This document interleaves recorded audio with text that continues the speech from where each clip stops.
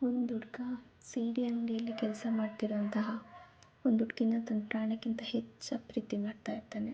ಆದರೆ ಈ ವಿಷಯ ಅವಳಿಗೆ ಗೊತ್ತೇ ಇರಲ್ಲ. ಅವಳನ್ನು ಅವನ್ನ ನೋಡಬೇಕು ಅಂತ ಹೇಳಿ ಸಿಡಿ ತಗೊಳ್ಳೋ ನೆಪ ಮಾಡಿಕೊಂಡು ಪ್ರತಿದಿನ ಹೋಗೋದು, ಒಂದೊಂದು ಸಿಡಿ ತರೋದು, ಹೀಗೆ ಪ್ರತಿದಿನ ಮಾಡ್ತಾ ಇರ್ತಾನೆ. ಆದರೆ ಆ ಹುಡುಗಿಯಿಂದ ಯಾವುದೇ ಉತ್ತರ ಸಿಗಲ್ಲ ಅವನಿಗೆ. ಒಂದಿನ ಆ ಹುಡುಗಿ ಒಬ್ಬ ಹುಡುಗನನ್ನು ಪ್ರೀತಿ ಮಾಡ್ತಾ ಇರೋ ವಿಷಯ ಆ ಹುಡುಗಿ ಮನೆಯವರಿಗೆ ಗೊತ್ತಾಗುತ್ತೆ. ಮಗಳ ಆಸೆಯಂತೆ ಅವ್ರ ತಂದೆ ತಾಯಿ ಕೂಡ ಹುಡುಗನ ಮನೆಗೆ ಹೋಗಿ ಮದುವೆ ವಿಷಯ ಮಾತಾಡಬೇಕು ಅಂದ್ಕೋತಾರೆ. ಬಟ್ ಈ ವಿಷಯ ಹೇಗೋ ಆ ಹುಡುಗಂಗೆ ಗೊತ್ತಾಗುತ್ತೆ. ತುಂಬ ಅಳ್ತಾನೆ, ಸಾಯಬೇಕು ಅಂತ ತೀರ್ಮಾನ ಕೂಡ ಬರ್ತಾನೆ. ಕೊನೆಯ ಬಾರಿ ತನ್ನ ಹುಡುಗಿ ಮುಖ ನೋಡಬೇಕು ಅಂತ ಅಂಗಡಿಗೆ ಹೋಗ್ತಾನೆ. ಹುಡುಗಿ ಮುಖ ನೋಡಿ, ನಿನ್ನನ್ನು ಪ್ರೀತಿ ಮಾಡೋನು ತುಂಬ ಅದೃಷ್ಟವಂತ ಅಂತ ಹೇಳ್ತಾನೆ. ಕೊನೆಯದಾಗಿ ಒಂದು ಸಿಡಿ ತಗೊಂಡು ಮನೆಗೆ ಬರ್ತಾನೆ. ಅವಳ ನೆನಪಲ್ಲಿ ವಿಷ ಕುಡಿದು ಸತ್ತೋಗ್ತಾನೆ.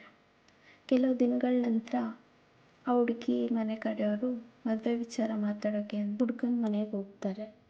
ಆದರೆ ಅಲ್ಲಿ ನಡೆದಿರೋದೇ ಬೇರೆ. ಹುಡುಗ ಸತ್ತಿರೋ ವಿಷಯ ಕೇಳಿ ಆ ಹುಡುಗಿಗೆ ತುಂಬಾ ಶಾಕ್ ಆಗುತ್ತೆ. ತುಂಬ ಅಳ್ತಾಳೆ, ಕಿರ್ಚ್ತಾಳೆ, ಚೀರಾಡ್ತಾಳೆ. ಹಾಗೆ ಹತ್ಕೊಂಡೆ ಆ ಹುಡುಗನ ರೂಮ್ ಒಳಗಡೆ ಹೋಗ್ತಾಳೆ.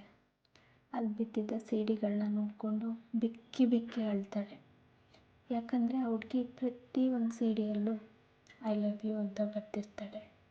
ಆ ಹುಡುಗ ಯಾವುದನ್ನು ಸಹ ಓಪನ್ ಮಾಡಿ ನೋಡಿರಲ್ಲ. ಕೊನೆಯ ಸಿಡಿಯಲ್ಲಿ ಅವಳು ನಮ್ಮ ತಂದೆ ತಾಯಿ ಮದುವೆ ವಿಚಾರ ಮಾತಾಡಲು ನಿಮ್ಮ ಮನೆಗೆ ಬರ್ತಾರೆ ಅಂತ ಬರ್ತಿರ್ತಾಳೆ. ಅದನ್ನು ನೋಡೋದ ಆ ಹುಡುಗ ವಾರ್ತ ಮಾಡಿಕೊಂಡು ವಿಷ ಕುಡಿತಾನೆ. ಇದು ಯಾರ ತಪ್ಪು? ದೇವರು ನಿಜವಾದ ಪ್ರೇಮಿಗಳನ್ನ ಉಳಿಸಲ್ಲ ಅನ್ನೋದೇ ನಿಜನ? ಸಾಯೋ ಮುನ್ನ ಆ ಹುಡುಗ ಹೀಗೆ ಬರ್ತಿರ್ತಾನೆ, ಈ ಹುಡುಗಿ ನೀನು ಇಷ್ಟಪಟ್ಟ ಆ ಹುಡುಗನ ಮದುವೆ ಆಗಿ ಸುಖವಾಗಿರು ಅಂತ. ಇದರಲ್ಲಿ ಯಾರದ್ದು ತಪ್ಪು? ಹುಡುಗಂದ ಹುಡುಗಿದ? ಕಮೆಂಟ್ ಮಾಡಿ. ಇದೇ ರೀತಿ ನಿಮಗೆ ಮನಮುಟ್ಟೋ ಸ್ಟೋರಿಗಳು ಬೇಕು ಅಂದರೆ ಪ್ಲೀಸ್ ಸಬ್ಸ್ಕ್ರೈಬ್ ಮಾಡಿ. Thank you.